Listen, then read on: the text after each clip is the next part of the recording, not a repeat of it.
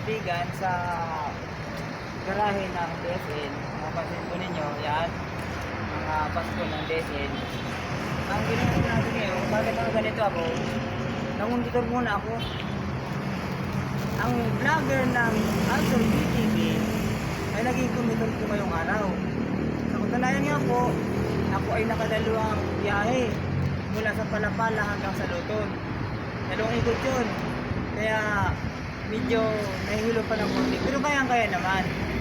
Pero makikita natin, malaki talaga pala kinikita ng konduktor. Akalaan mo, sa kikitain nyo, meron kang 6%. Kapag kayo ay naka 20,000 times 6%, kwanto na yun. Ngayon ho, kumita naman kami sa loob ng oras. Hindi ko na mabanggitin. Pero sigurado talaga kumita. Kaya malaki po ang kita dito sa DSN Bus Company. Papasin po ninyo yung yan. Mga high-tech po yan. Malagang kinikita. Kaya mga empleyado rito, talagang nasisiyahan at kaya naman sagatan yung pangailangan ng kanilang pamilya. Kaya po maganda ang DSN Transport.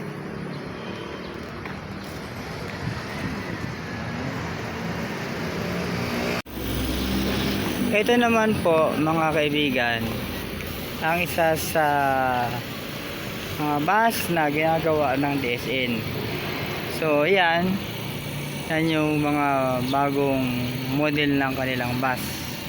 Yan, talagang masisinop ang pagkakagawa ng mga latero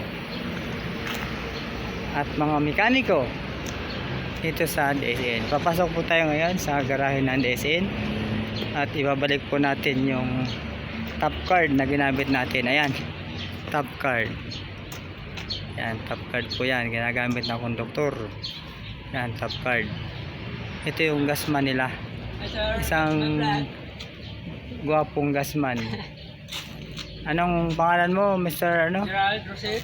Gerald Rosid, ang mahusay na gasman ng DSN. Ito po yung opisina ng cashier. Yan, yung driver ko, ayun. Yung driver ko kanina sa pangkonduktor. Mahusay yun. Magaling. Yan. Yan po ang garahe ng DSN.